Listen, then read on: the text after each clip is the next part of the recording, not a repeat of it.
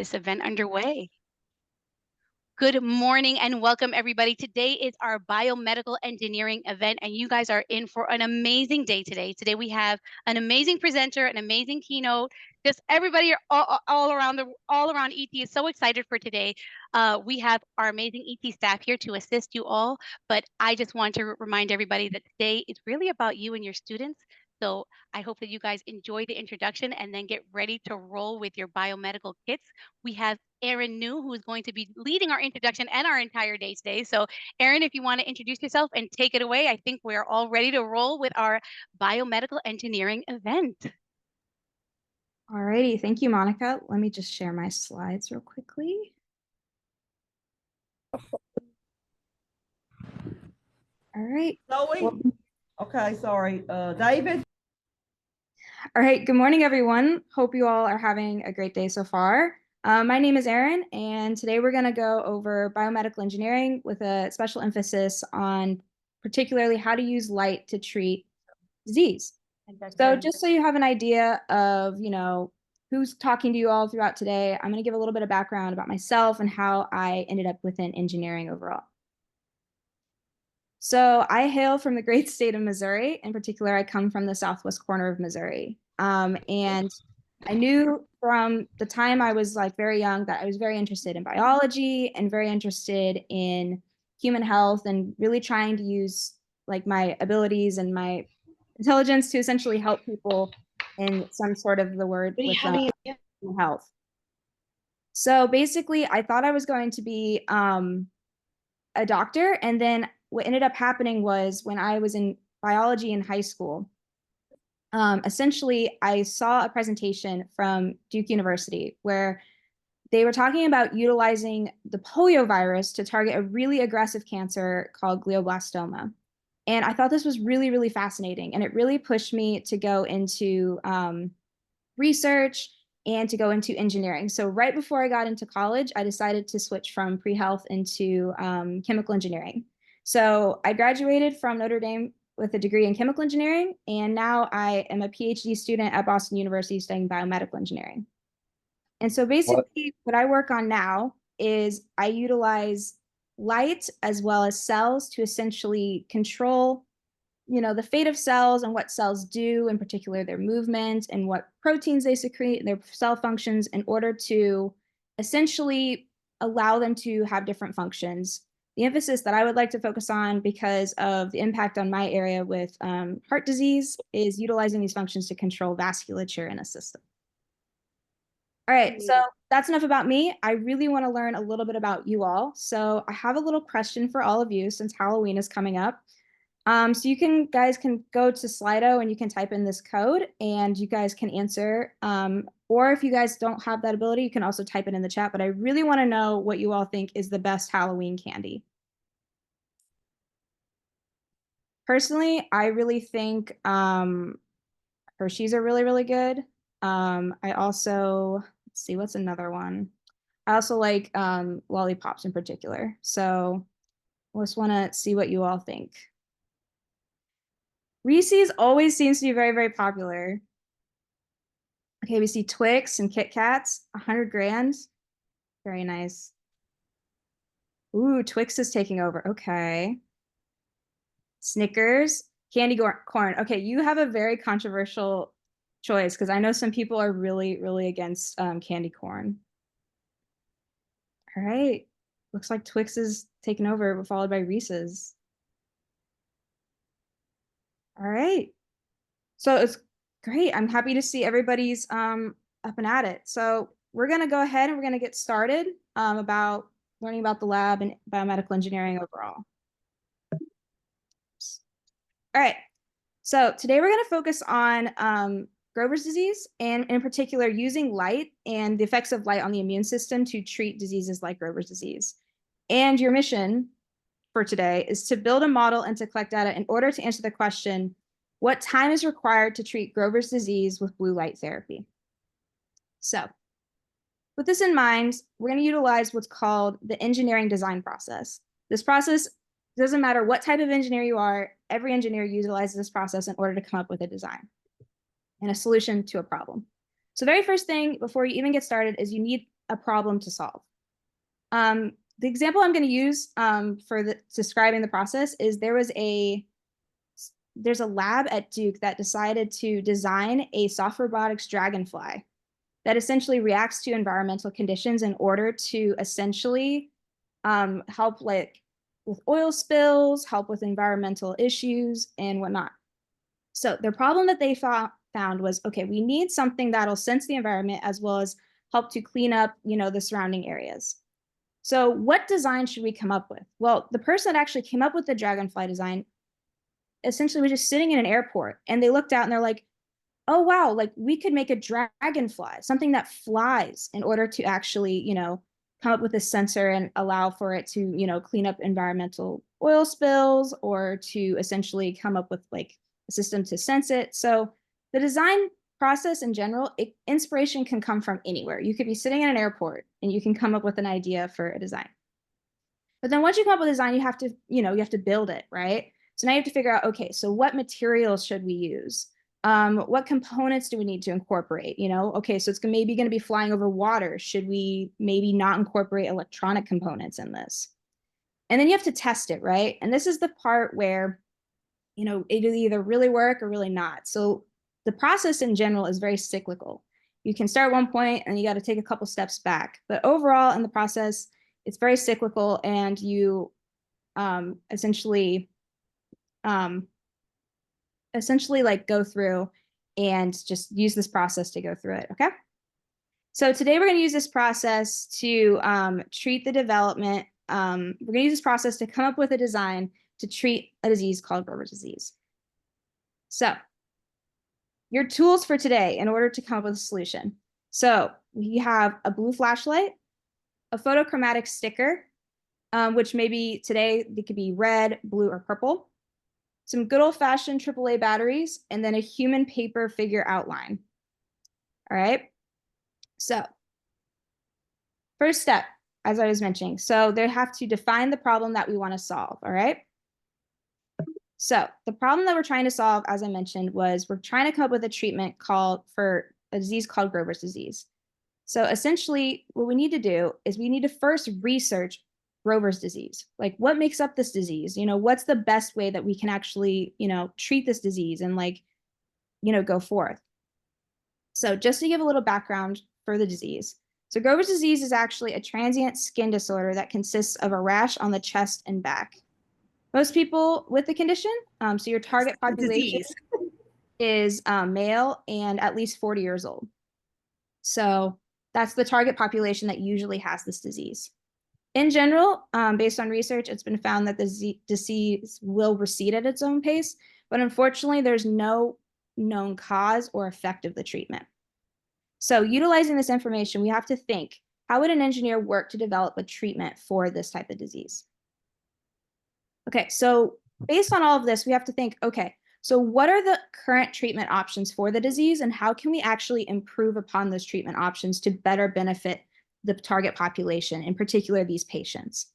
So the first one is obviously steroid creams and antihistamines, which really works by relieving itching, but it's a very temporary solution, right? Like it'll only treat the symptoms, it doesn't treat the underlying cause, and over time the rash will persist. Another idea is, okay, maybe we can use natural sunlight and vitamin D3, which does help in small amounts, but exposure to natural sunlight, if you're out in the sun too long, right, you put yourself at risk for maybe like skin cancer. If you live like, in certain areas with limited sunlight, especially in the winter months, like for example, I'm in Boston, so like the sun goes down very early in the winter months, you're exposed to limited sunlight, so it's not a very good option. And then also it will require constant monitoring, especially with the use of vitamin D3. So with all of this in mind, maybe we can take a different approach to the treatment of Grover's disease. So let's look at in particular, the immune system. So the immune system in particular has the thymus gland, which it's mainly responsible for directing the response of bacteria, viruses, and inflammation. It shrinks in size as you get older and starts to wear out as you get older, and it is stimulated by light. As well, what's really, really important about the thymus gland, it is home to a really important immune cell type known as T cells. So with this in mind, we could think, okay, so how does light stimulate the immune response?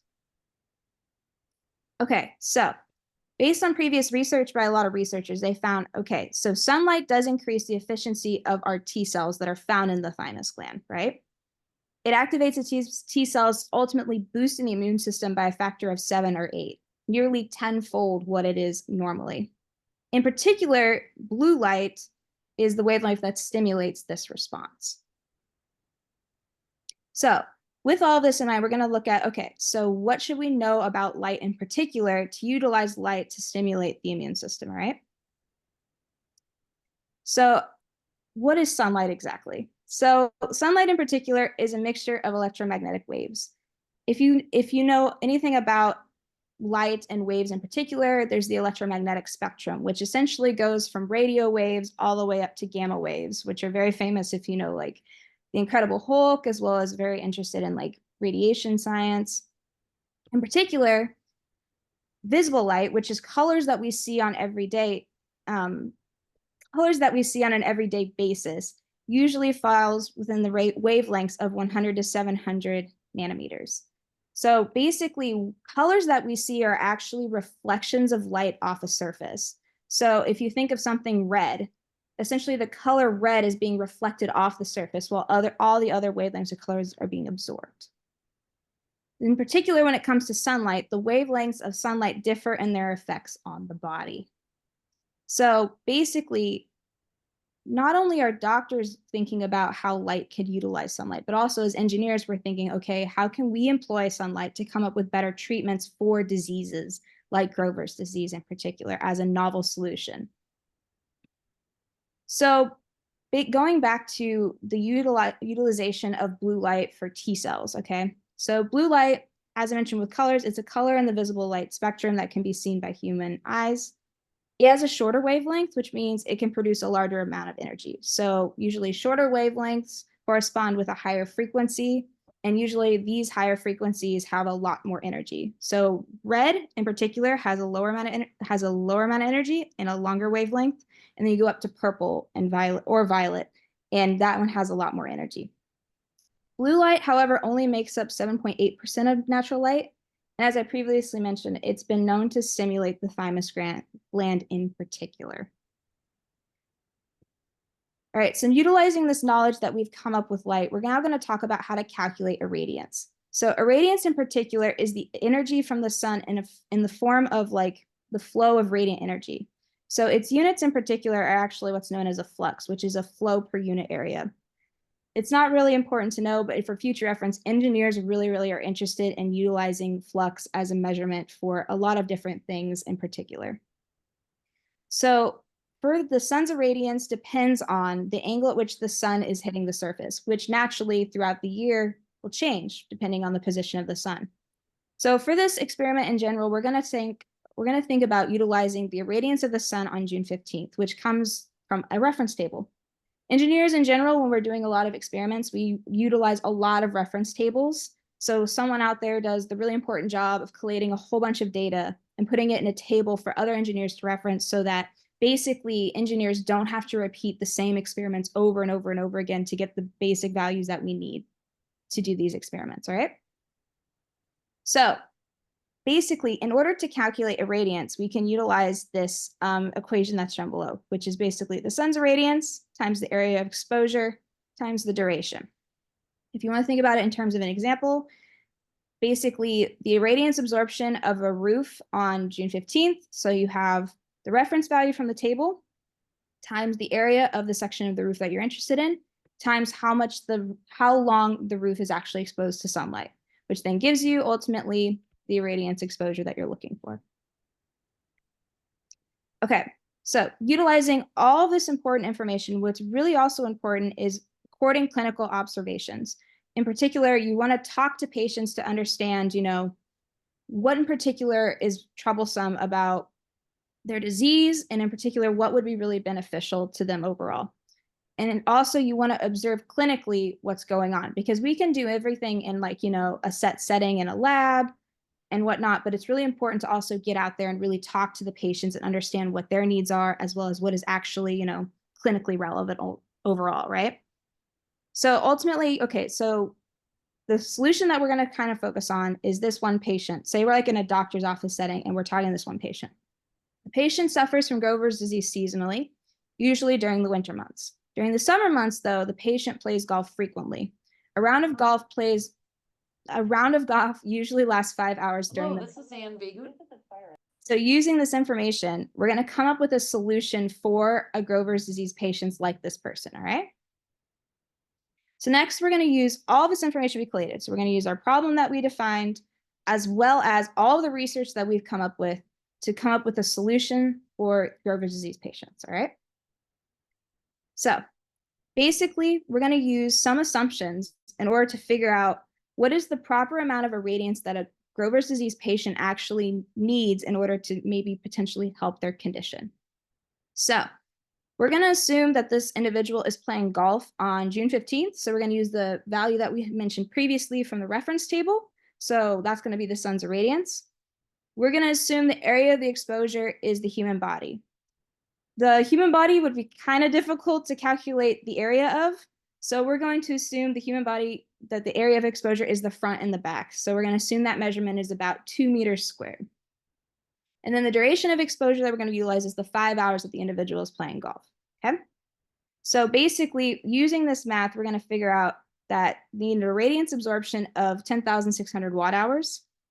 However, if you recall, blue light only accounts for 7.8% of natural light. So we can't utilize all the light from the sun to treat the disease. So utilizing this information, we multiply it by that in order to get ultimately a watt hour of 41, okay? All right, so I'm going to skip this for the time being. So basically, when we go through the engineering design process, essentially, we have to think about all of the variables that we want to consider when thinking about a solution, okay? So basically, our main goal, right, is we have to replicate the sun's ability to supercharge the T cells. So we want to provide an energy level that's equal to 5 hours of summer sunlight, so that 41 watt hour I was mentioning previously. And we want to focus on light that falls within that blue light range. So in particular, the variables that we're going to focus on in order to meet the solution is the wattage or the power of the light, the distance of the irradiance source or the distance of the light, and then the residence time, so the actual time that the patient spends under the light. All right, so your tasks for this lab in general are going to be focusing on like these variables that I previously mentioned and trying to figure out what is the right, components that we need to incorporate in order to get this solution going and in order to have the patients be treated.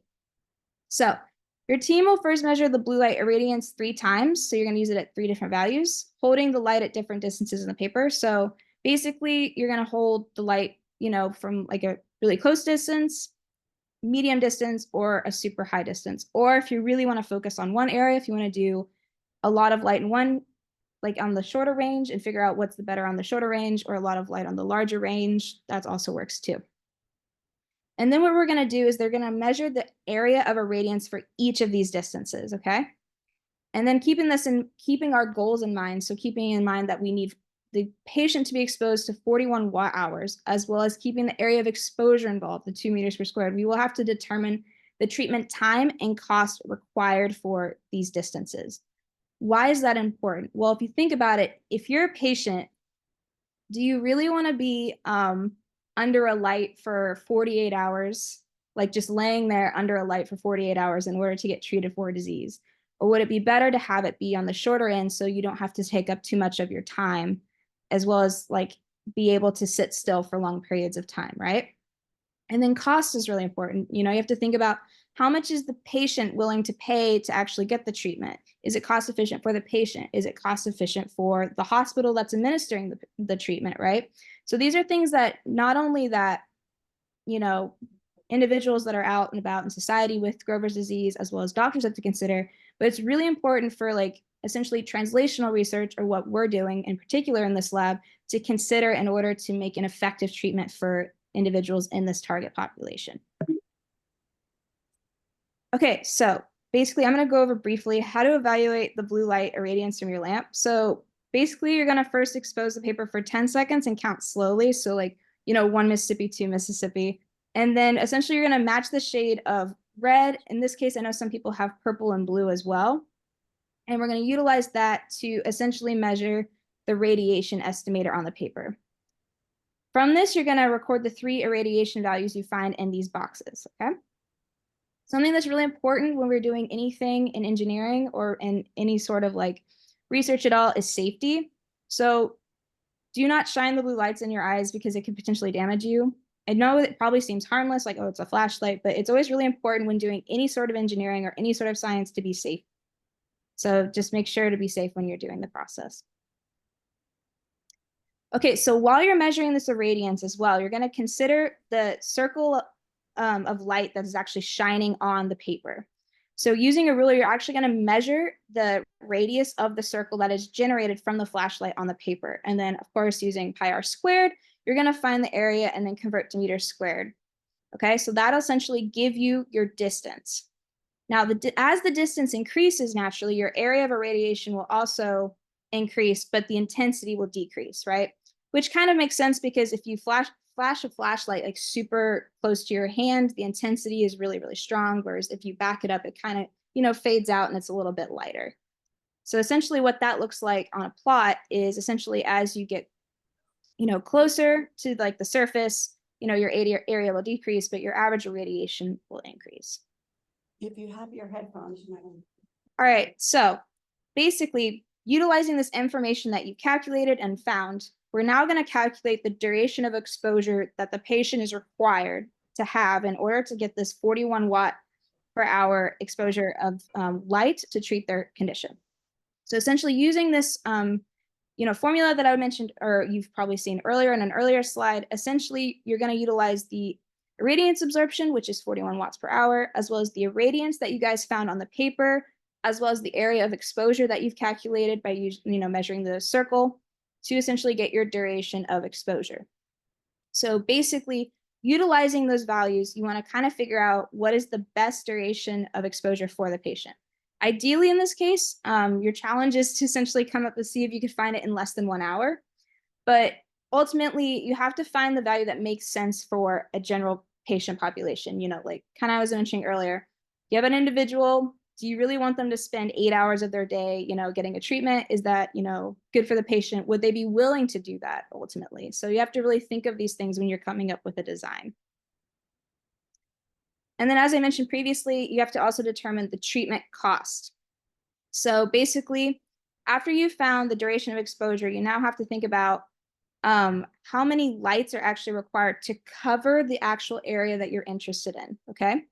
So basically, we're going to vary the distance. You have these different lights at different distances, right? So if you have it super far out, maybe you only need a couple lights to cover the area. If you have it super close, maybe you need a lot of lights. So it's something to consider because a lot of lights may cost the treatment to be, more expensive, but it might cause it to be more effective. So there's a little bit of a trade-off between cost effectiveness as well as treatment effectiveness. And you kind of, in this particular instance, you have to balance, the trade-offs in that and what is going on. All right, so that is all I have. I'm willing to take any questions anybody has, but overall, good luck to everybody in their labs, and hopefully you all have a fun time today and whatnot. Well, that was awesome. Thank you so much, Erin. And right now we're going to open up our breakout rooms where we're going to have ET staff, our college engineering students there as well to assist with you guys. It's time to break out the student workbooks or the abbreviated worksheet that you're going to be working on and get work. Welcome back from the breakout rooms, everybody. I see a lot of cameras on, so I'm hoping that means that we have some groups that are ready to share. We want to say thank you to our ET staff engineers, along with our college mentors who were in those breakout rooms assisting with the designs. But I'm going to pass it back to Erin, who's going to, we have some new college mentors who are going to introduce themselves, but then it's really your time to shine. So teachers, get those groups ready. We want to spotlight your students. And Erin, if you want to take it away. All righty, let me just share my screen. All right, everyone, welcome back. I hope you all had fun trying to put together a good solution to the light therapy. I'm now joined by Hannah and Ethan, who are our college mentors. So before we get into you all sharing what you all came up with, I'm going to have them go ahead and introduce themselves. Okay, awesome. Hi, everybody. My name is Hannah Makaru. I am a third-year biomedical engineering student at Duke University. A lot of my interests lie specifically in bioelectricity. So, like, how do we create devices that interact with the brain and the spinal cord to be able to help treat disorders, especially like pain and other nerve disorders. I'm also very interested in like engineering management, so I'm hoping to do like a master's related to that, so I can also see the large project part of engineering instead of just also the design part. And I'm really happy to be here with you guys today because I actually worked on revising this lab over the summer as an intern with Engineering Tomorrow. So it's really cool to see all the changes that have been made. Good morning, everybody. I'm Ethan. I am a senior at Johns Hopkins University studying materials science and engineering. And I'm actually now applying for grad school to continue to pursue a PhD in materials science. I've dabbled in a lot of different aspects. Material science is pretty broad, but I've done some biomedical kind of stuff. Similar to your lab, not really phototherapy related per se, but definitely can speak to that background. And then I've also now more focused on heavier industry applications and additive manufacturing, so things like 3D printing. That's what really interests me. And so around both the bio applications, I've done work there, but then also making new materials using 3D printing and using it as a tool to actually create new materials rather than just a way to make parts. So that's my research, and happy to talk about both my path, why I'm choosing to do a PhD even after college, college is selected, but then also talk about your lab. Whatever questions you have, please bring them forward and we'd be happy to answer them. Alrighty, thank you, Hannah, Ethan. So now we want to hear from you guys. So we want to hear about what designs you came up with, and you can talk about, how did you position the lights, what treatment time you came up with, what cost you came up with. Did you have any things that were really challenging? So feel free to share anything that it was relevant to you all coming up with your solutions. We would love to hear them. And I will be able to highlight and spotlight a group if they're ready to come up and share. I don't want to call anybody out. I'd love for groups to be ready to roll. Anybody want to hop in there, turn on the camera, unmute, and chat with us about their outcomes? I know Mr. Johnson had typed in the chat during our breakout their solution. Oh, well, let's see if we can get them to hop on. Miss Budilla, is somebody ready in your classroom?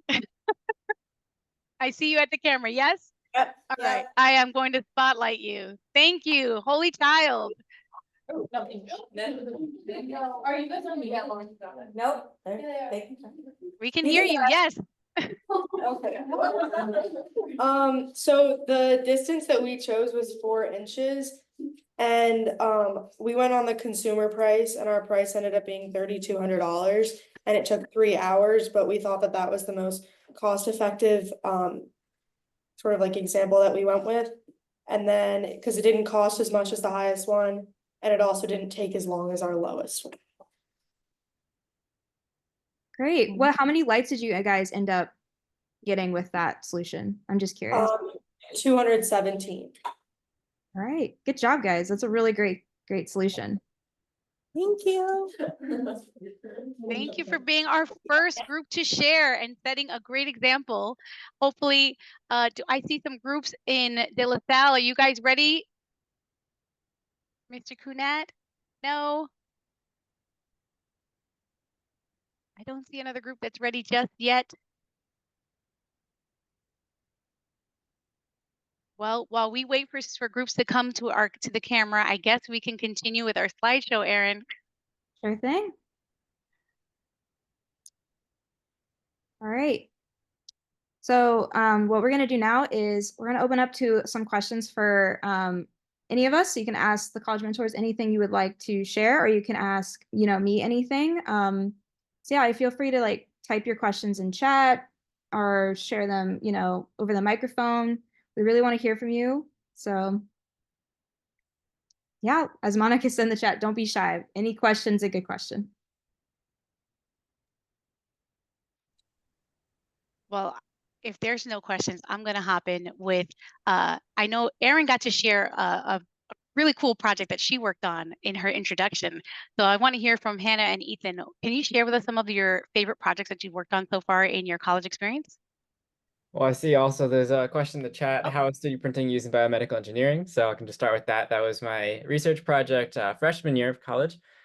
So what we were looking on, I don't know how many of you have heard of organ on a chip devices, but essentially it's a way we can use these little plastic biocompatible devices. So biocompatible just means that the plastic or polymer, broader term, that we're using is able to facilitate cell growth and not hinder or be toxic to any kind of biological material. And so usually the polymers we use are much more, they promote cell growth and are a good environment for incubating cells. And so we build these little devices. So they're about, I don't know, maybe 2 inches by 1 inch in size, very small. And they use microfluidics, so just very small channels, a few, like at most a millimeter in diameter, so very tiny. And we can put cells into those channels and essentially simulate things like blood vessels. And then we can do all sorts of different kinds of testing in those. But so what my research was on is those little devices are often made via molding, and molds usually require some form of pattern.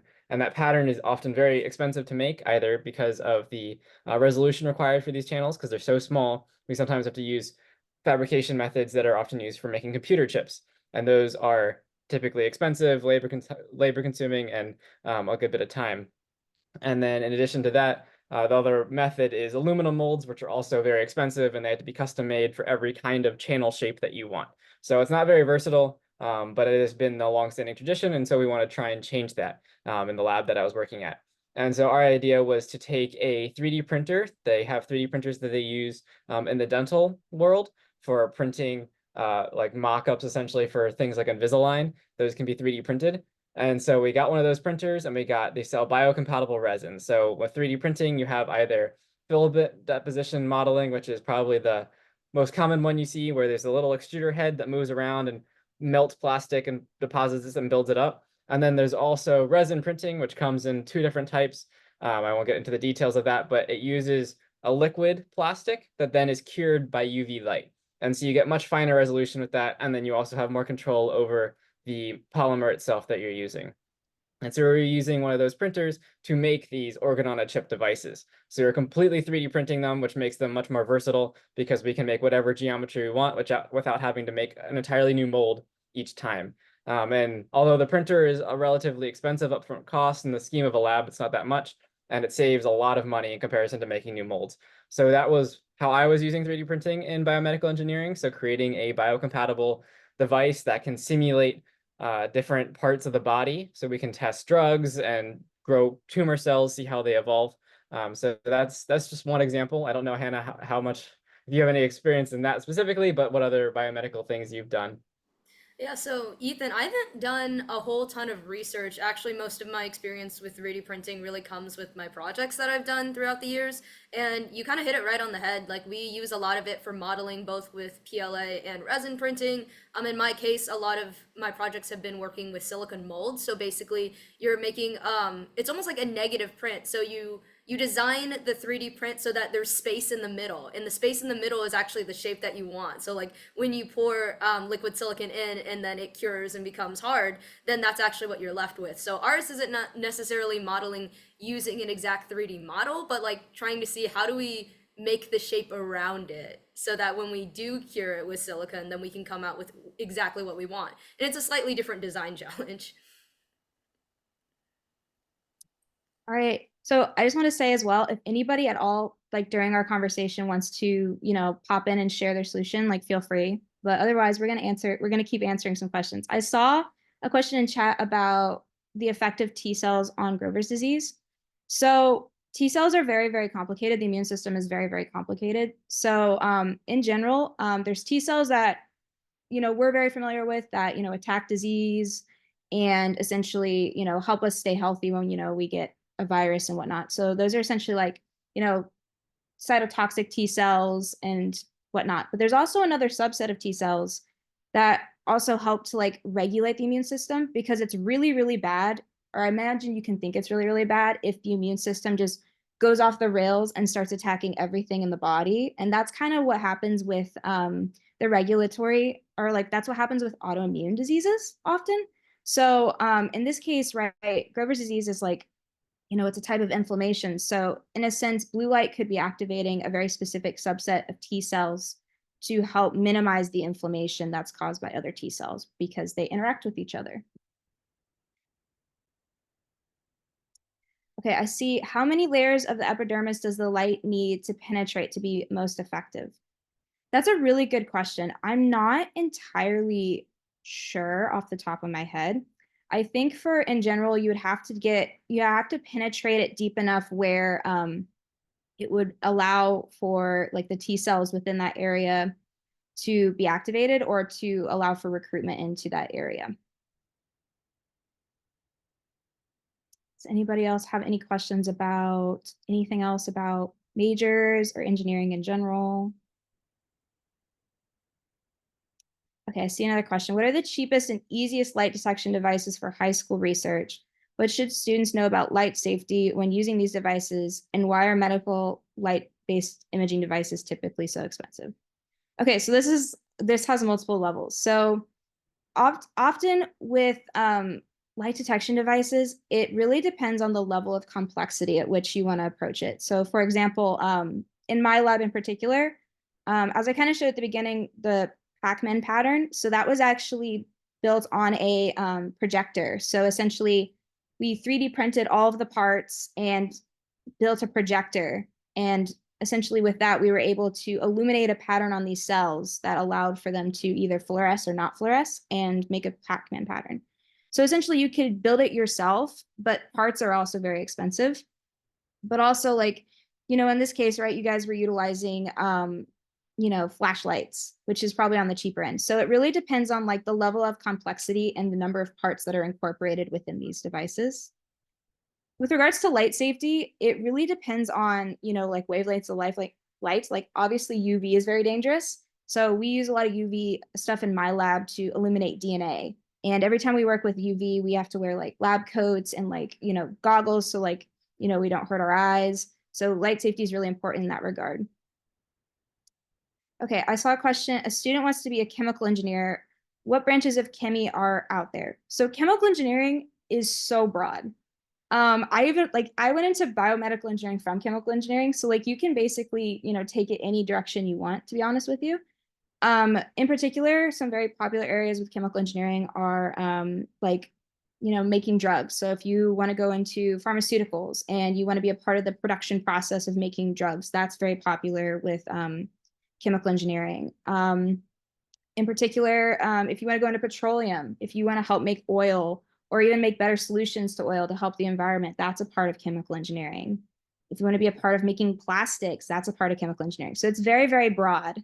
And in particular, I just decided to go the more bio route in general. Ethan and Hannah, do you guys like have any particular branches about your guys's? I know your guys's like type of engineering. I know, for example, like biomedical engineering is very, very broad. I can talk a little bit. So my cousin is actually a chemical engineer, and she works at a company very coincidentally like 15 minutes from campus. So I visited it there before a few times. And what she works on is they do a lot of different industries, but what they're doing is they're applying these coatings onto like protective coatings, very thin layers, almost like on the level of like nano, right? Onto either medical devices or any other instruments, and these are just protective coatings to basically protect it from damage, to protect it from degradation. I think at sometimes they've formed ones that are waterproof. So what she works in a lot is basically like, how do we apply the same material? How thick does it need to be? How is it going to interact with the device that we're trying to apply it to? So that's the area that she works in for chemical engineering. I don't know quite as much about chemical engineering at our school because it's a little different. It's much more theoretical. But there are many different routes, of course, with chemical engineering. You can go, if you want to do biology, that's definitely one of the more major focuses at Hopkins.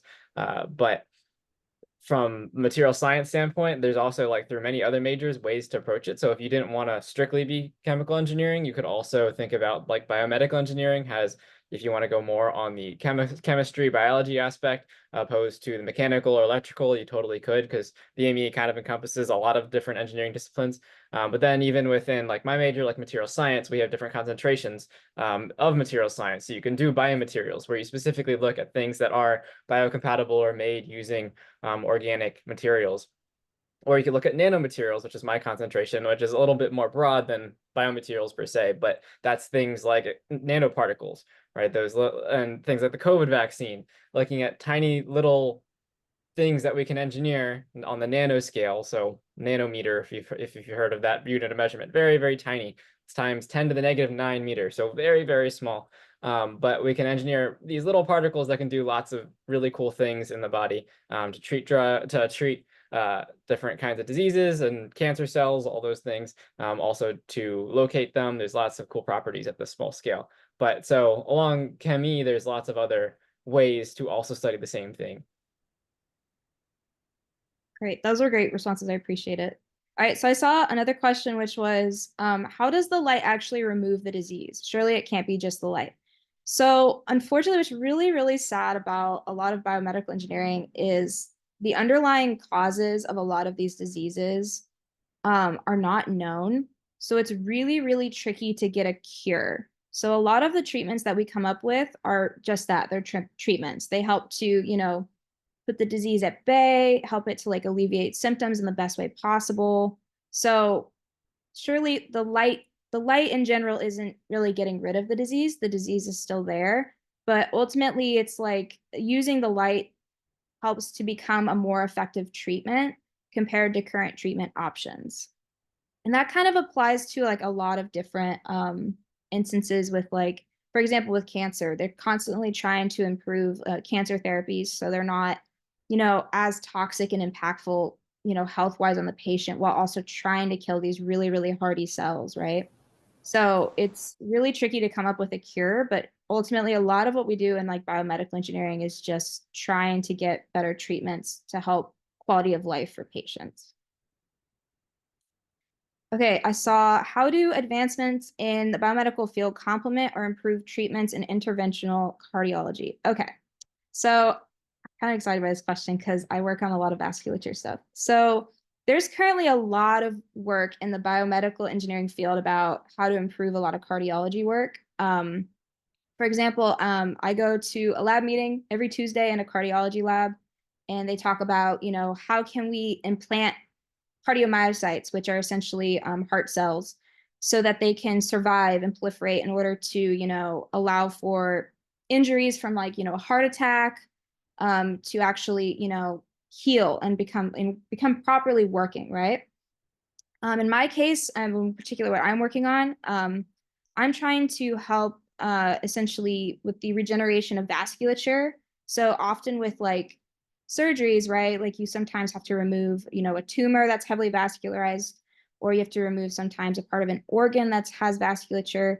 And so that area then becomes, there's no vasculature. So how is it supposed to get oxygen? How is it supposed to get nutrients? So sometimes that causes necrosis. And so essentially what I'm trying to do in my research in particular is trying to figure out different methods to stimulate, the regeneration of vasculature to that area to help improve, current treatments.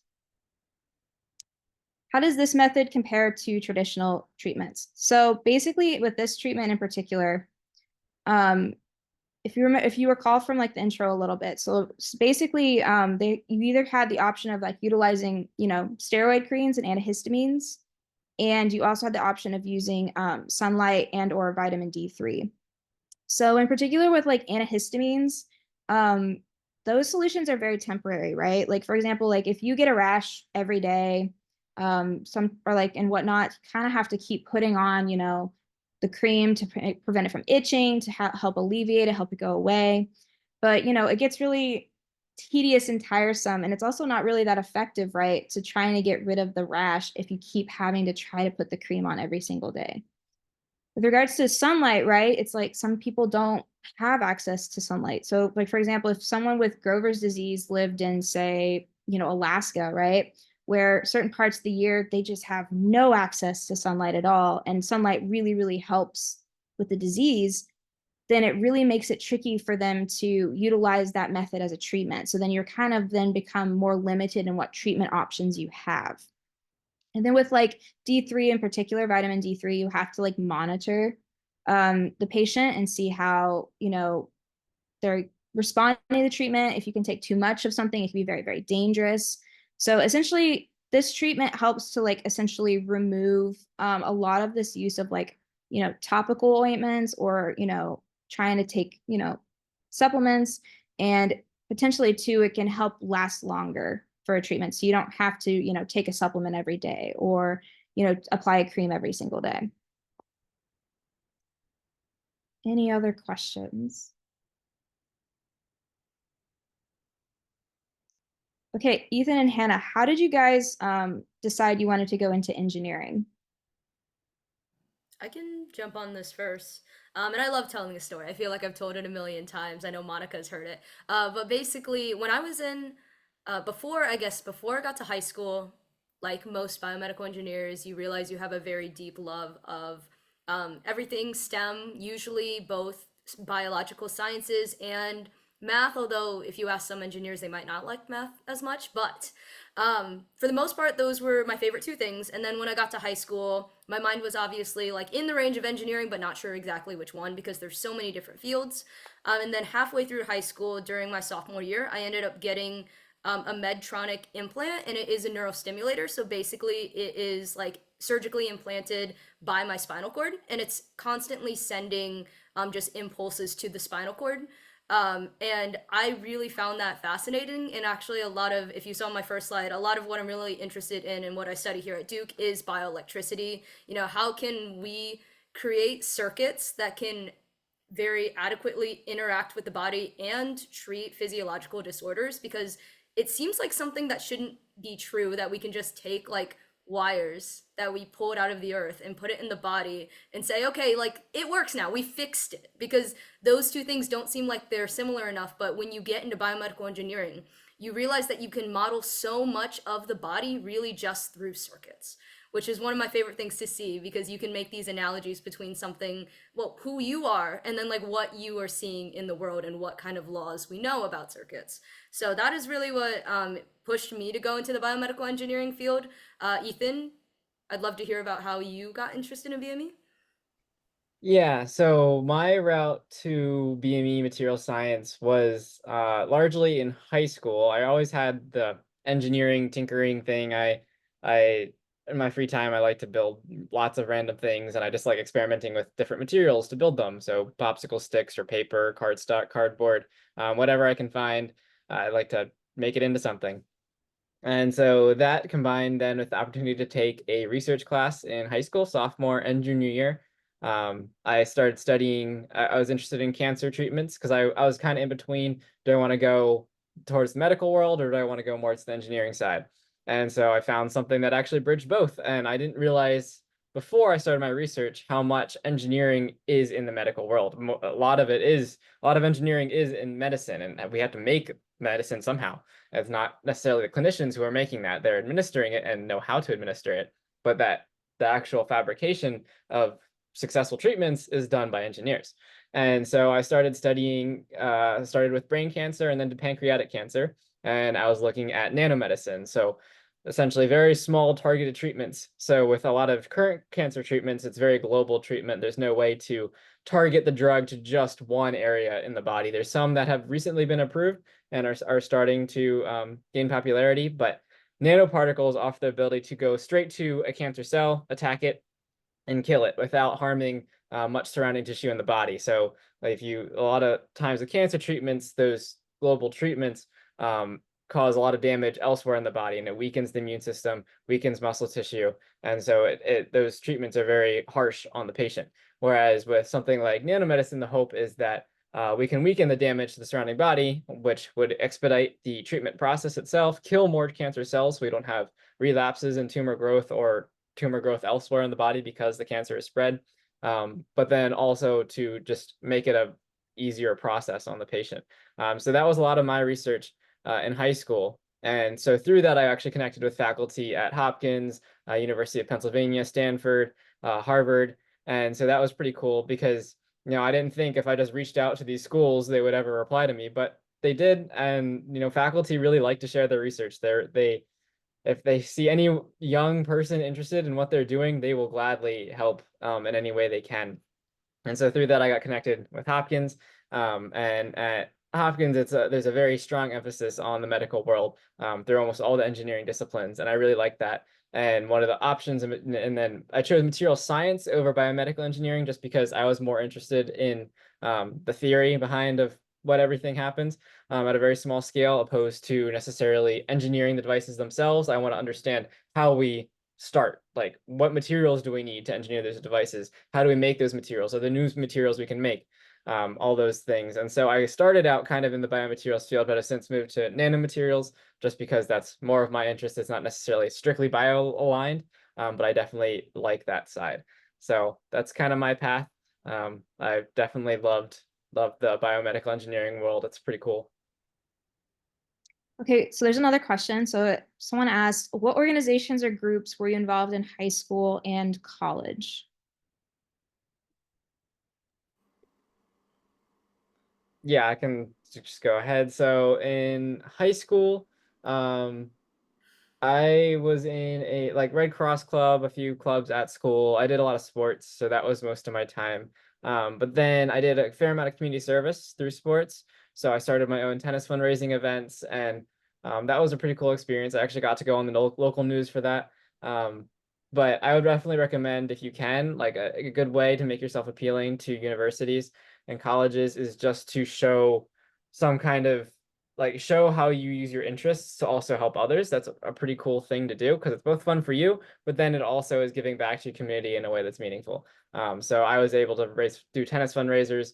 Still doing them. They're a lot of fun, and it's just a really cool thing. And then also I did some tutoring on my own, just kind of separate from the school, and that was also pretty cool because through tutoring and teaching, it's you both teach a student, but you're also probably learning more yourself and how to teach, and then also more in just the subject itself. Even if it's something really basic like early algebra, you still will learn as a result of that and be a better student and a better teacher as a result. What about you, Hannah? Yeah. So, my high school wasn't super STEM heavy in the sense that we didn't have a whole ton of extracurriculars directly relating to engineering. So a lot of what I did was, I guess you would consider them to be like academic competitions. So it was very knowledge based, but it's definitely not representative of what you'll see in engineering, which is like very long term, complex problem solving. There's a difference between competing and trying to do something very quickly versus like trying to think through something over a long period of time and trying to anticipate like everything that could go wrong. So it's definitely a different way of looking at things. Instead, my high school was really focused on leadership, and I actually found that to be a major advantage because your confidence and your ability to work in a team translates tremendously when you're an engineer because you are put in group projects all the time. And one of the things that I've learned as I've been like interviewing for different companies is people skills are super important. I feel like people always are underestimating how important it is to be able to communicate with others, especially when you are working on an engineering team, because if there isn't any communication, no matter what you know, no matter how much knowledge you have, if you can't communicate it, you're not going to be able to effectively create a solution to it.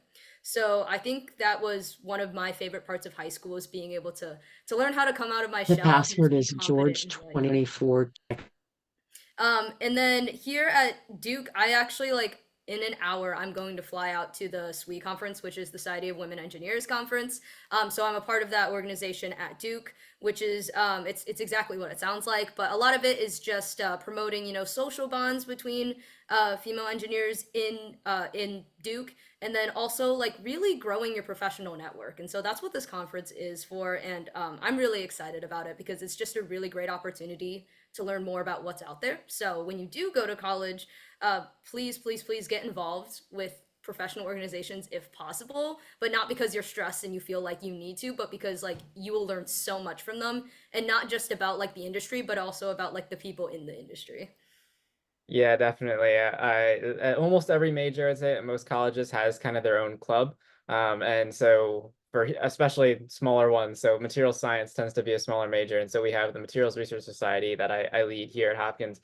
And through that, like, it's just fun. We get to hang out with each other. We do random events where it's usually food related, because who doesn't want free food, and get to spend the department's money. But then we also take field trips. So we go to Northrop Grumman, we go to Under Armour, we go and visit just really cool applications of material science. We went to a train museum to see how they restore trains, because that also is another form of materials engineering. How do you deal with old materials? How do you restore them? How do you match existing materials? So, and then there's hospitals nearby, Johns Hopkins Hospital.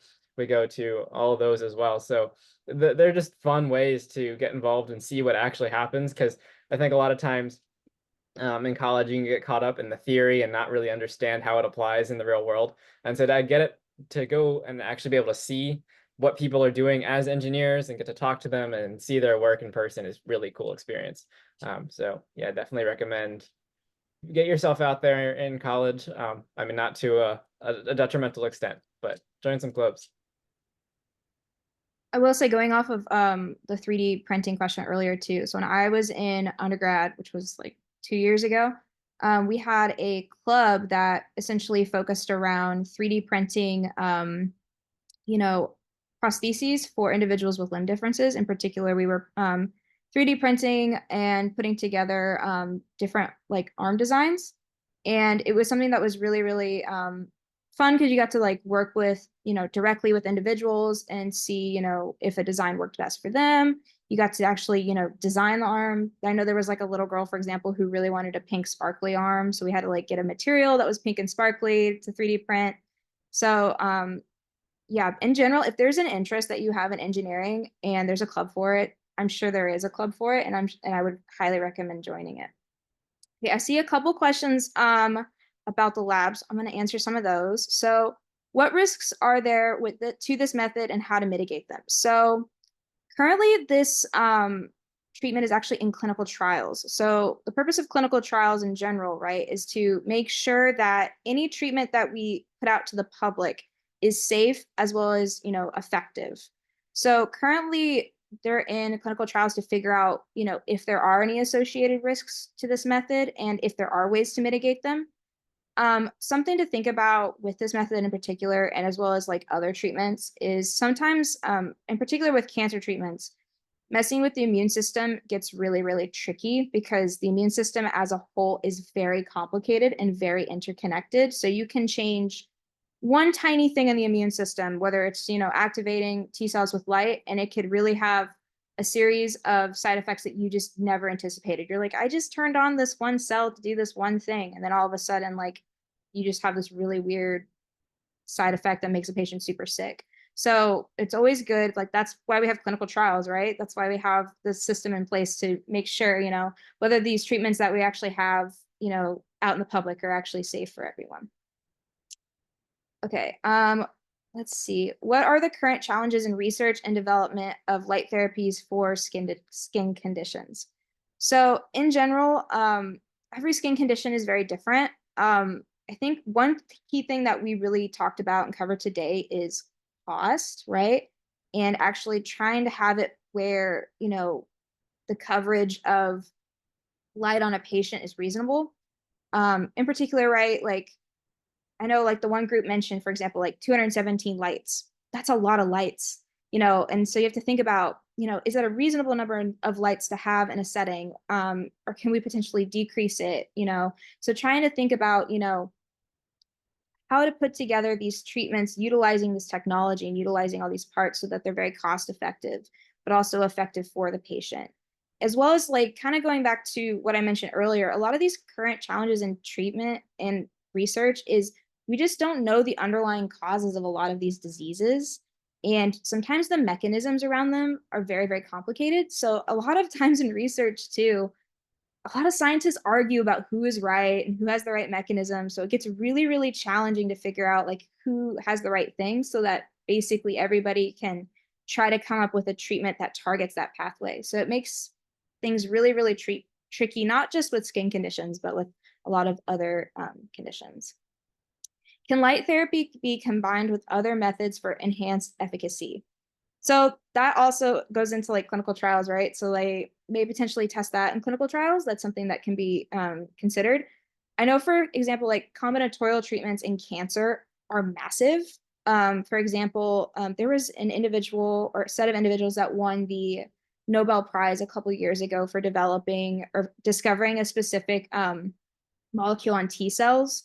And they came up with an antibody treatment for it, and it was really effective. And then this other guy found another, antibody on a tumor, or like another ligand on a tumor that could be targeted with an antibody. And then they said, well, what if we put these two things together? What would happen? Ended up being like very revolutionary, essentially. They really found out that combining these two treatments together really helped patients and really helped cure, certain types of cancer to an extent. So combinatorial treatments are really, really impactful, but you have to figure out kind of by trial and error as well as through clinical trials what effective combinations really work. Okay, let me see if there's anything else. Okay, so I see a question, which is, how can we personalize these treatments for people with different skin types? That's a really, really important question, and really, really impactful, because a lot of the treatments that we currently see, or a lot of the medical devices that we currently have, are sometimes skewed towards individuals with specific skin colors. For example, I'm sure a lot of people, if you've been into the hospital or you've been to the doctor's office, they have like a pulse ox that they put on your finger. And essentially when that was developed, it really like heavily skewed towards individuals with lighter skin tones. And so there are actually individuals at like my university that I'm currently doing research at that are actually trying to develop a pulse ox that measures like the oxygen levels in individuals with darker skin types. So it's really important to consider those questions when actually developing these treatments. So I can't say for sure. I'm sure that it was considered when developing this treatment. But in general, there's a lot of movement towards personalized medicine and personalizing treatments for people in general. Okay, I saw another question. Okay, Hannah and Ethan, you guys can probably answer this as well. So what is your experience working in biomedical engineering? What design software are you comfortable with? And what computer programs have you used? Yeah, so I'd say 3D printing for me is huge, and so there's a lot of software around that. So computer-aided design, that's probably the biggest. So I've used tons of different computer-aided design softwares, CAD softwares. Then on top of that, the printers usually have their own slicing software. So that is how it's like a preparation for the printer, so it knows what to print layer by layer. So lots of slicing softwares. And then in addition to that, coding is a pretty big one, especially if you're actually building devices. You'll want to learn how to code, but it's useful for lots of other things. So, but Python and MATLAB are two major ones that we use. In addition to those, yeah, those are probably the backbone of what I use is probably Python and CAD for most of my work. But yeah, that's probably what I do. Hannah, what about you? Yeah, I overlap a lot with that. I'd say I also have a little bit more experience with using software for electronic schematic capture. So that's basically like when you take like a circuit and all the pieces, and when you're trying to actually figure out how you would like make it in real life, like how do you organize everything, and then PCB layout, which is taking all these components and like how do I organize like the way a PCB is. It's really just like a sheet of metal, but there's like little paths carved out that connect two places. So a lot of PCB layout design is like, how do I minimize the amount of space that I'm using, first of all, because space is a premium, especially when it comes to cost. But also, like, how do I very effectively organize all my components on this board? So I use a lot of PCB layout because that ties into a lot of the electronic parts. And then in addition to what you were saying, MATLAB, Python, I use a lot of C++ because sometimes we do Arduino work with those really simple circuits. A good bit of my research also is theoretical, so I use a good bit of physics modeling software too. So that can also be used in biomedical applications for modeling fusion and those kind of things as well. So just another avenue if you end up on more of a theoretical side versus application based, but they can all combine. So those are, I would say, yeah, it's a good outline. the chip layout is a very cool thing to learn as well. Yeah, so in my experience with biomedical engineering, a lot of what I do involves image processing, and the best program for that is MATLAB because you can make a matrix out of, different values in the image, and it helps to really like analyze them. But when I was in undergrad, we did a lot more work with Python. So a lot of, in my experience, chemical engineering leans towards more Python work. And then while in my time during biomedical engineering, it's leaned a little bit towards biomedical or towards MATLAB just because of the nature of my work. But to answer the first question too, like of what is my experience working in biomedical engineering is biomedical engineering is very diverse. It has elements of mechanical engineering, it has elements of electrical engineering, computer science, material science. It has quite a different components within it. It's very diverse. So if you're really just interested in trying to apply, biology in a fashion to, have it where like you can apply physics and biology and chemistry to put everything together, biomedical engineering would be really for you. All right, any last minute questions?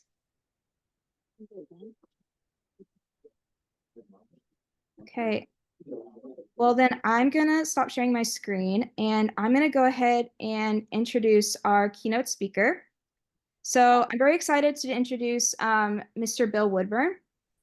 Mr. Woodburn has a BS and MS degree from the U.S. Merchant Marine Academy and Northwestern University, respectively. He served as the former president and CEO of GE Infrastructure and GE Specialty Materials during his 23-year tenure at the company, and he is also the founder of Engineering Tomorrow. He also developed and patented the photo treatment therapy for Grover's disease that we discussed today. And as I previously mentioned during the questions, this is also now in clinical trials. So please join me in giving a very warm welcome to Mr. Bill Woodburn. Thanks, everybody, and appreciate the nice introduction. Can everyone hear me okay? And Monica, can they see me okay? Yes, they can. All right, great. So let's get started. Welcome, everybody, and hope your day is going well. I'm going to organize my discussion around three broad topics. The first is I'll spend a little time on the device. I thought you'd all get a kick out of actually seeing it and lighting it up. And I'll talk about the device. Then I'll talk about sort of my career, and then I'll talk about why Engineering Tomorrow. And when I'm finished, I'll also, in the Why Engineering Tomorrow, deal with some questions that came through from some of the students in the different high schools that have been participating. So why don't I get started with the device? I'd like to start broadly and talk for a few minutes about creativity. It's a bit of a puzzle. It's not something that everyone has, and it's not something that is easily described, but I have sort of a way of thinking about it that's three-dimensional. The first dimension is I think creative people tend to have very keen observational skills. They tend to see in detail what others might miss, and they tend to be very detail oriented. I think another dimension of creativity is curiosity. I think creative people tend to be very curious about almost everything. Certainly in the case of biomedical, the keen observations that I had was the fact that I felt in my gut that it had something to do with sunlight. And the reason for that is the transitory nature of Grover's disease, a rash that comes in the winter and goes away in the summer in the Northern Hemisphere. So I felt there was a link to sunlight. Curiosity. I felt that there had to be a solution, even though the doctors were telling me that they don't understand what causes the disease or the rash or how to mitigate it. I was curious to not just settle in with, okay, that's conventional wisdom. And I spent a lot of time quizzing dermatologists and my own internist with millions of questions that I think helped me focus on what might be a possible solution. I'd say the third element to this three-legged stool of being both curious and keenly observant, is you have to be skilled. If you're an artist, you have to be a skilled practitioner of drawing and painting, etc. Or a musician, you have to be able to play an instrument or have skill in music. And I think in the case of product development, in this case, biomedical, you have to be skilled in math, science, and engineering. So if you can take a skill, be highly curious and highly observant, I think you have the ingredients to creativity. So how did all this happen? Well, that Grover's disease I had kept getting worse. As I got older, the winters were plagued with more intensity in the rash, more itching, loss of sleep, and to the point where it was really hard to sleep at all. So I had skin in the game to find a solution. I think there's a phrase about patents and creativity, that necessity is the mother of invention. I think probably I had more interest in solving the problem because I was itchy and couldn't sleep and uncomfortable, and that led to a desire to figure out a solution. All the doctors told me was, there's nothing we can do any more than we've done. You'll have to take some medication that deadens the brain's sense of itch. Didn't sound like a good idea because of all the side effects that I felt would exist. So I set about reading some medical journals. And what's interesting here, and I think this is the key in studying engineering, is I'm not a biomedical engineer. I basically have a mechanical, chemical / environmental background. So I had no real medical training. I was never involved in any advanced biology classes, etc. But I think with an engineering background and the classes that you take, you're forced to have an ability to learn and solve problems. And to some extent, this might have been an advantage for me because I jumped to something engineers like to do, which is iterations. I tried at first solving the problem with all the ointments and various lotions that the doctors could come up with, and they all failed. Some gave relief for a few hours. Then I tried, my speculation was maybe it had something to do with vitamin D3 and the sunlight hitting the skin and the synthesis that causes. So I tried D3 in copious quantities, monitored by my internist, my family doctor, every 2 weeks. And we took the D3 level up to 7 times normal and nothing happened to the rash. So then I came upon some research, again, being curious and reading, from Georgetown University in Washington, D.C. med school, where they had experimented with mice. Now, mice have a similar immune system to the human, which is surprising. They have white blood cells and they have T cells. And the mice were highly influenced in their immune system by exposure to light. And when I read the research and looked at the graphs and the materials, it seemed like at 450 nanometers, the light was optimal. In other words, the resistance to disease and the improvement in mobility of the T cells was highest at 450 nanometers.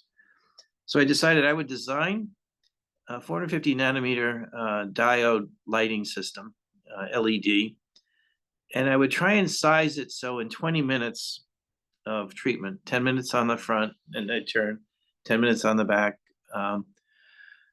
full body. I thought that would be equal to the irradiation level where I live in the month of early June. And why that? That's when I start to play golf fairly often. And I thought, again, something here associated with the sunlight. So I designed this system and tried it, and it worked. And I'm going to put it on for you. I'm going to have to move my phone, so it's going to be a little amateurish, my iPad rather. But tell me, Monica, you could tell me if people can see it. But let me start. I'm not going to leave it on very long because the blue light can burn the retina of my eye. It won't affect your eyes. You're far enough away and going through the iPad. But I'll turn it on and show you what it looks like. And then I'll turn it off and explain some of the technical features. So I'll do that right now. And Monica, can people see the light? I can see it, yes. And I have you spotlighted so it's nice and big for everybody. Is it okay holding it here? Yep. All right. So I'm going to turn it off, and then I'm going to close my eyes and talk to you for a minute.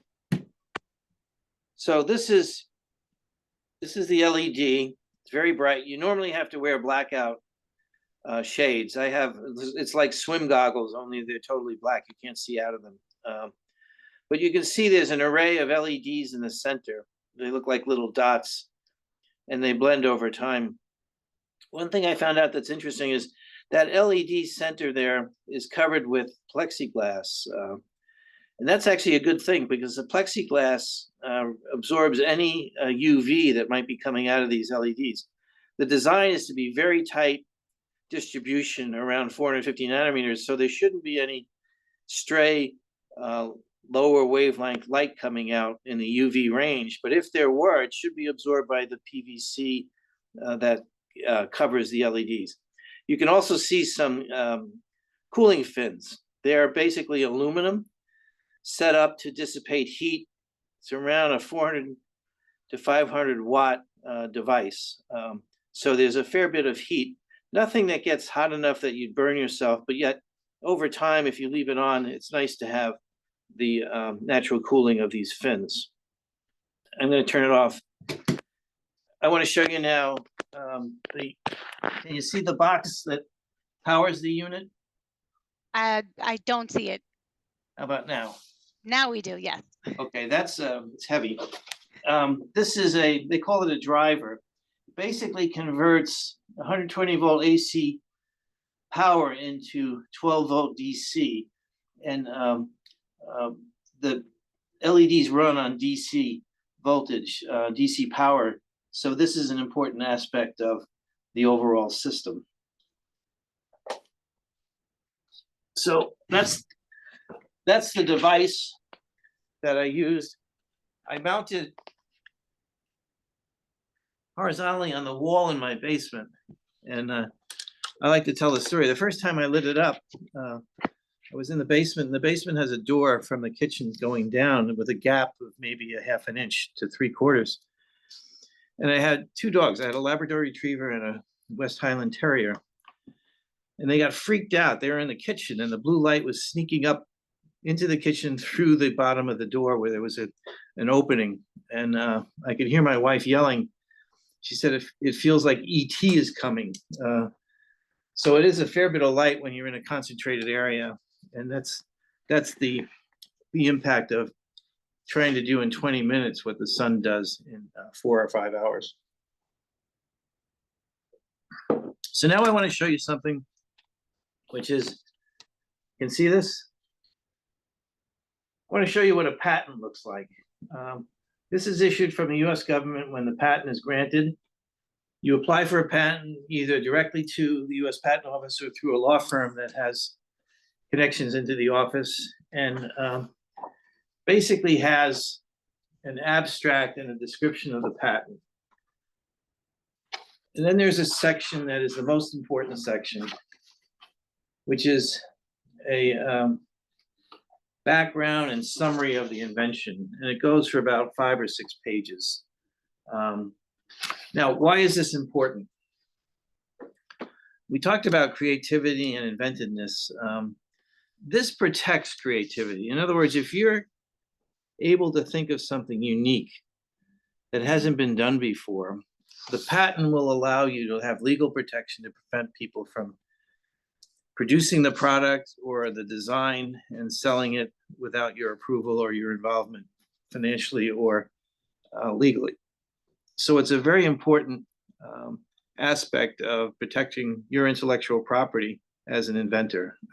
And patents are vital to trade around the country, trade around the world, I should say, and critical to protecting your intellectual property. So let me talk about why I think engineering is so attractive and probably the coolest thing I've ever done in terms of field of study. I mentioned earlier, the problem-solving skills of an engineer are finely tuned. I think the ability to connect the dots through engineering of how math and science is used, and you can start to do this in high school, into practical engineering solutions is critical. And I think for me, the connection of those dots happened in physics when I was a senior in high school, where we were doing a thermodynamic experiment and predicting how much energy it would take, how many calories or BTUs it would take to boil off, I think it was about 100 milliliters of water. And we were able to almost get it exactly from the theory of what it would take to actually what the Bunsen burner and energy flow was. So I saw at that point something really marvelous. It was, wow, you can use math and science to predict outcomes and very accurately. And that's what engineers do. I also felt later in life, when I moved into business management and had more managerial responsibilities, I felt I had a competitive advantage because I was technically skilled. I had a background and understood new product development. And I understand advanced technology. I understand how things worked, and that was an edge. One thing I'd like to mention is I did go to the United States Merchant Marine Academy, which is one of the federal academies. And the reason I did is I grew up in a low-income family in Queens, New York. And this was a way to have a free education, and something you should think about. There's a lot more scholarship money out in the world of engineering today than ever. But in addition, the federal academies are incredibly attractive places to go to school. The Naval Academy, West Point, Air Force. I chose the United States Merchant Marine Academy because it was smaller, and I felt it would be probably a better experience for my mentality. I wasn't interested in a big school. And I spent a year at sea during the 4 years at the Merchant Marine Academy, which was fascinating, traveling all through the world. I was up and down the east coast of Africa. I sailed 30 days straight from New York Harbor to Cape Town, South Africa.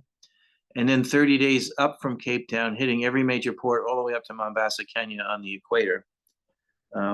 Interesting experience running large rotating equipment, steam generators, water evaporation for desalination, all the systems associated with having a 600-foot freighter go from New York across the seas down into South Africa. So think about the academies as an option, especially if you're like I was, where I didn't have any real financial capability because the U.S. government takes care of the cost of all those academies. And the next thing I want to talk about is briefly my career. After getting my engineering degrees, I went to work for a company called Union Carbide, which is now part of Dow Chemical. And I worked on a fascinating project. It was converting municipal waste to fuel. It's back in the mid-70s, which was the time where we started having the first energy shocks from the Middle East, causing gas prices to skyrocket.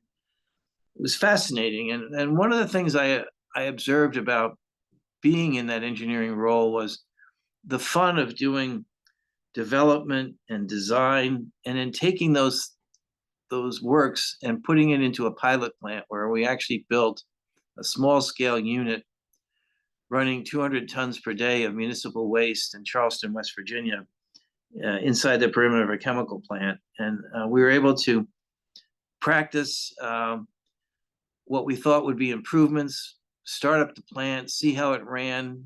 Frequently it shut down quickly in the beginning. We debug it. And we went from shutting down every few hours to every few days, to every few weeks, to being able to run it continuously for months. It was a real learning experience. Then I left that largely because I found I liked the linkage between technology and business, and went to work for a consulting firm called McKinsey, in which I learned a lot about business strategy. I didn't have an MBA, and I learned about operations. One of the things McKinsey does extremely well is they teach you how to write in a very succinct way and think and organize your presentations in a very succinct way. So that was a wonderful experience coupled with my engineering background. And then I was recruited to join GE, and I worked in the lighting business. And I worked there as the head of strategic planning and acquisitions, and I did several of those. And then I was sent to Europe to work on acquiring a bigger position in lighting. And there were two targets. One was a Hungarian company called Tungsram, and the other was Thorn EMI, a British company. Ended up acquiring both those companies. Extremely exciting experience, and just loved every second of it, and loved living in Europe with my family. Then I joined the plastics business within GE, and I was running a division or a business within plastics called Super Bracers. We were making industrial diamonds. Again, a technical background was really important here. We were taking graphite and squeezing it at high temperatures to replicate roughly 2 to 3 million years of being in the mantle of the earth. We did it in 45 minutes. The presses were super high pressure at the limits of technology at super high temperatures. Again, having an engineering background was ideal to understand how to optimize that business. Then I went to GE Capital, and then I became the CEO of the special materials business in GE, and then I ran the infrastructure business. And something happened there, and it shows you how opportunity can hit in life. And if you have the curiosity and the desire and the energy, you can make a big change. I retired from GE, and I got in touch with a group of fellows from Credit Suisse that were bankers and investment bankers. And we had this idea of, why don't we form a private equity infrastructure fund? And let me explain what that is. Private equity is, we would use private investor money, mostly from pension funds, that would allow us to invest in infrastructure assets around the world, and we would own and operate them, improve them, and then sell them for a profit. 80% of those profits would go back to the investors, and we would keep a portion for all the employees in our firm.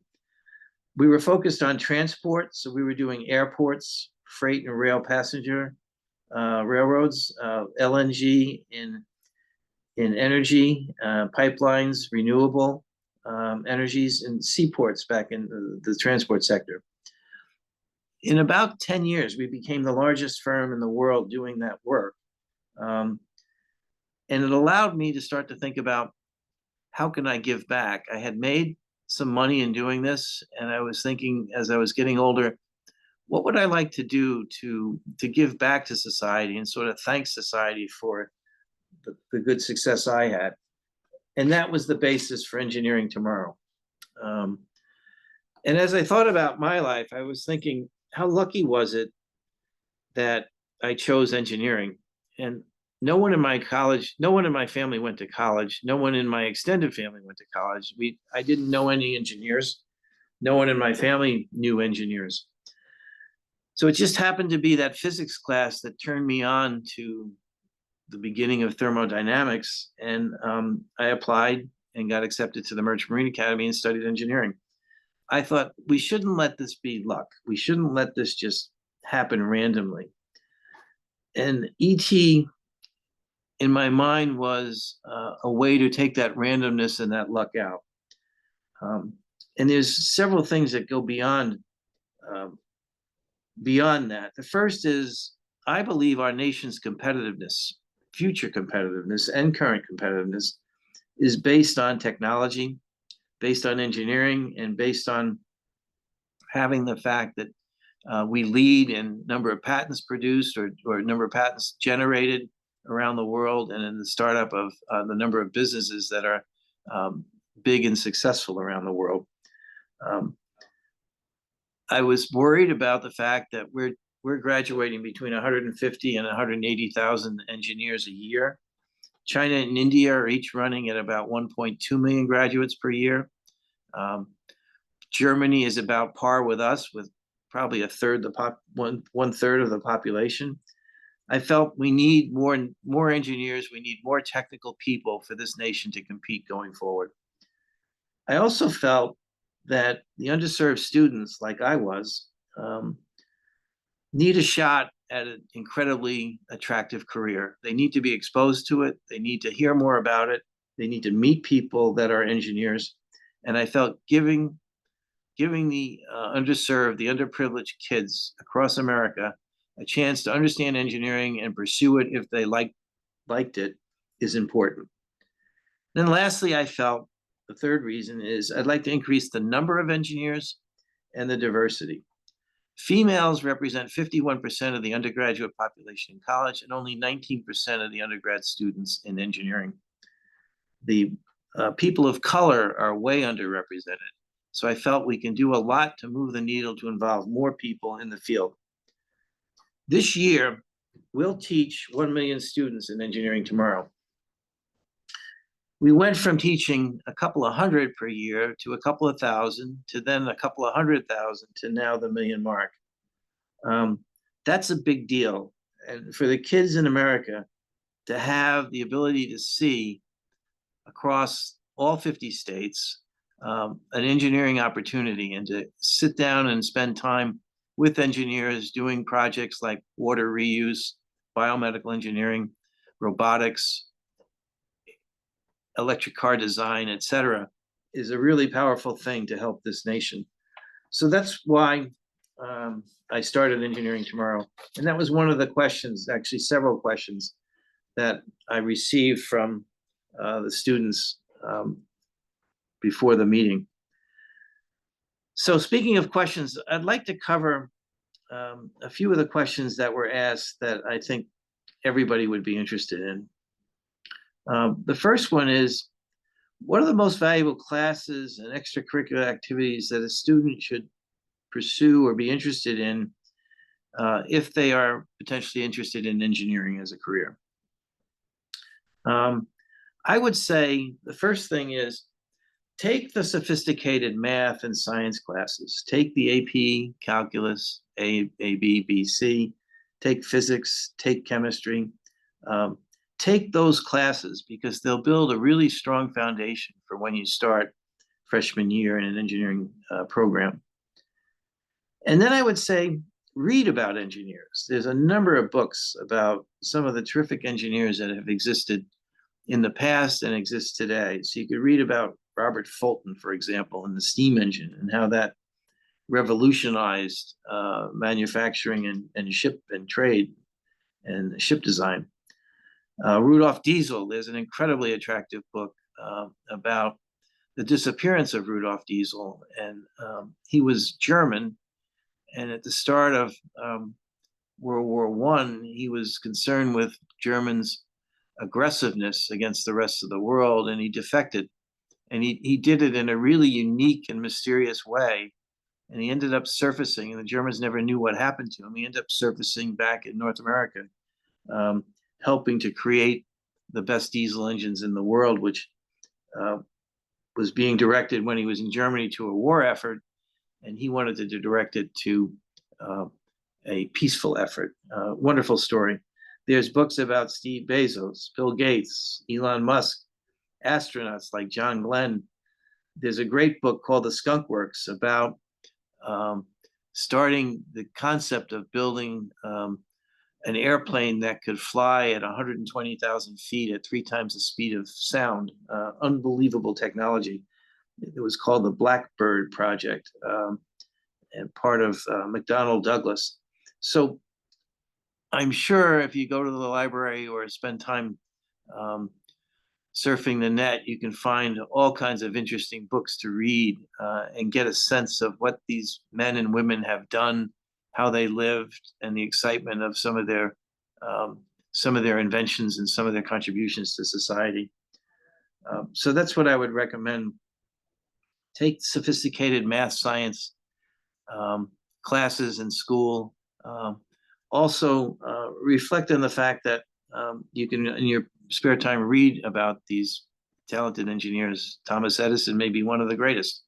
Some of them, like Edison, never went to college. They had an innate feeling about chemistry and science that was overwhelmingly powerful, especially in the case of Edison. Okay, a second thing that was asked, what was the most beneficial approach to getting an engineering job? And I think what you're getting at is, what are the traits or what are the skills that you need to be most beneficial in interviewing and getting ultimately the job that you're looking for? A lot of questions were geared to, do I need a master's degree? No, you really don't. In engineering, a bachelor's degree is a great start. You can always go after you have your bachelor's degree to get a master's degree. But I started working right away and then got a master's. I took some time off and then got a master's. You could also do it at night, but get that bachelor's degree. That's the foundation. That's the most important thing. The other thing I'd say is interview with companies that you have a real passion for the product or the service or the business that they're in. I think passion may be more important than IQ. If you are really passionate about what you're doing, you'll be happy, you'll be thrilled. The time you spend working will seem like it's fun. And that's what happened with me. So many of my jobs I thought was so much fun. I didn't mind working 6 days a week, 12, 13 hours a day. I loved what I was doing. So it didn't seem like work. The other thing I would say is engineers, when they're finishing their schooling, let's say senior year in college, the opportunity to interview on campus is huge. Companies are coming deliberately to your school to find kids like you to hire. There's no better place.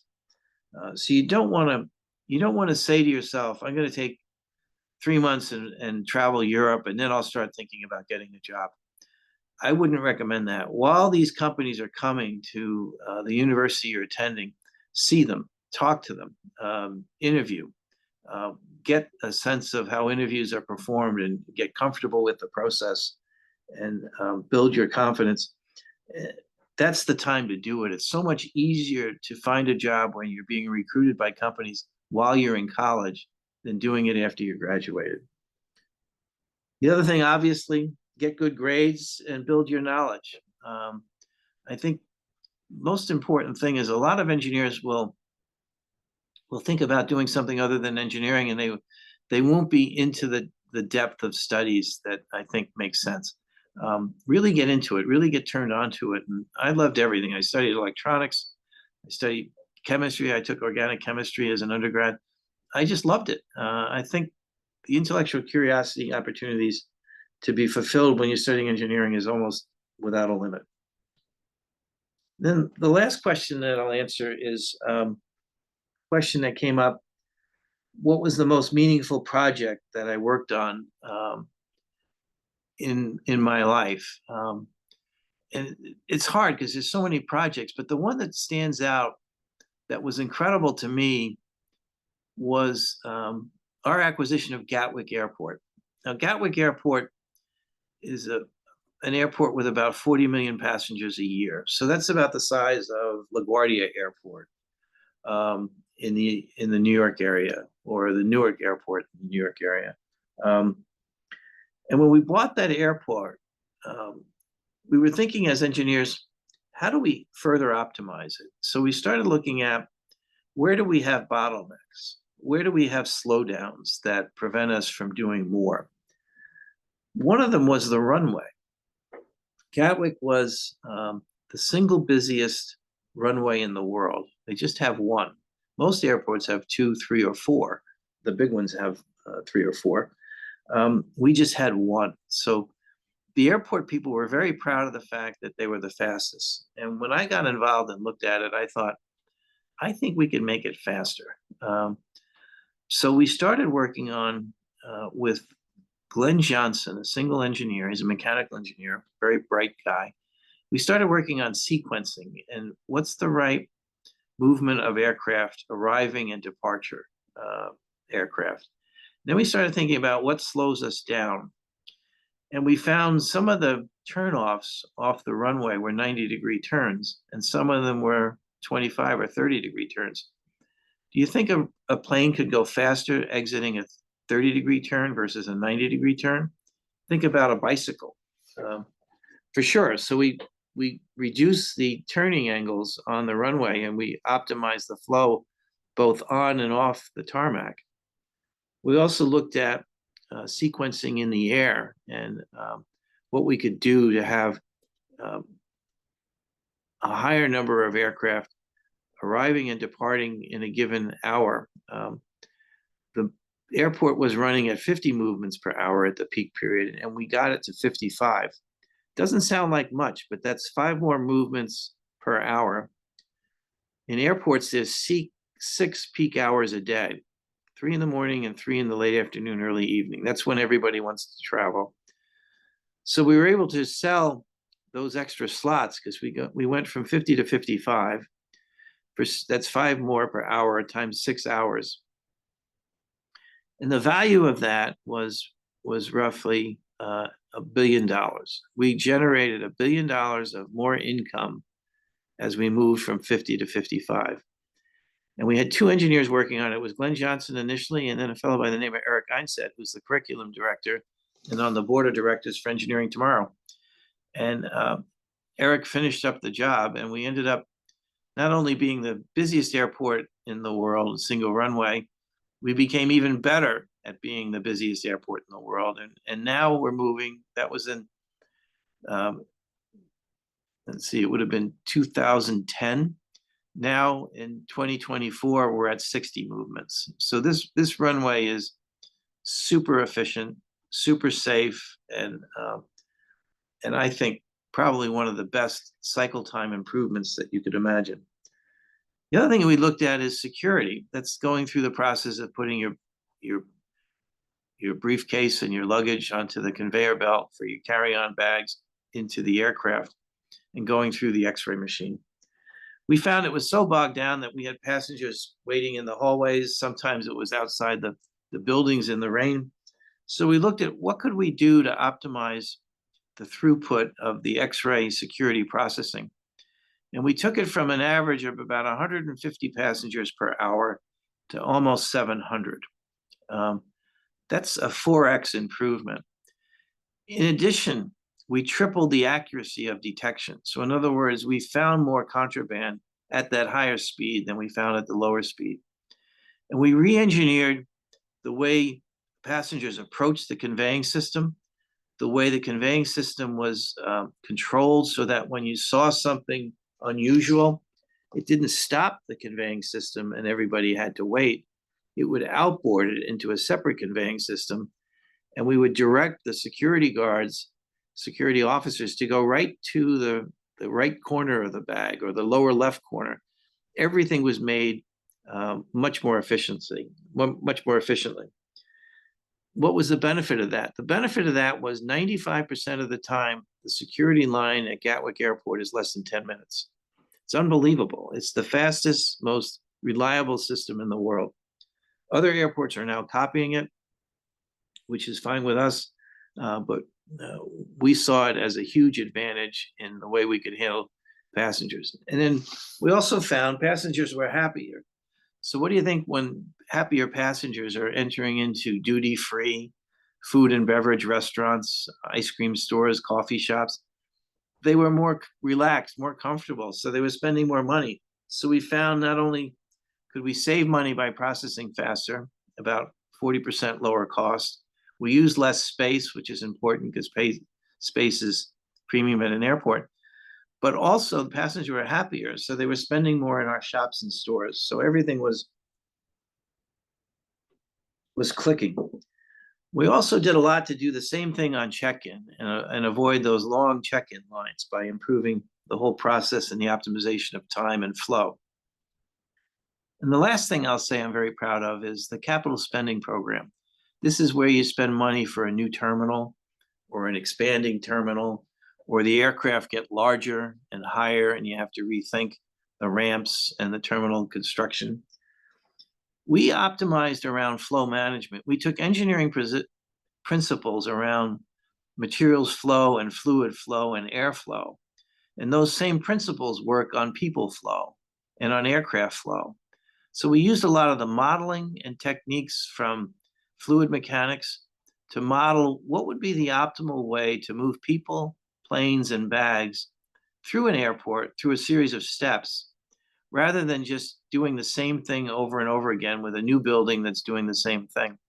We were able to produce incredibly efficient results in our capital spend programs.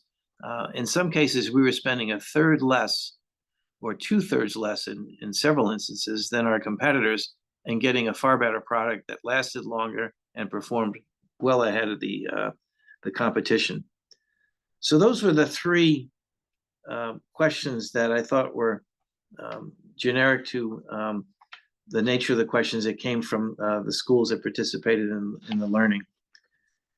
And I guess at this point, I just would open it up to Monica and others. Tell me if there's any other questions or anything else that you'd like me to address.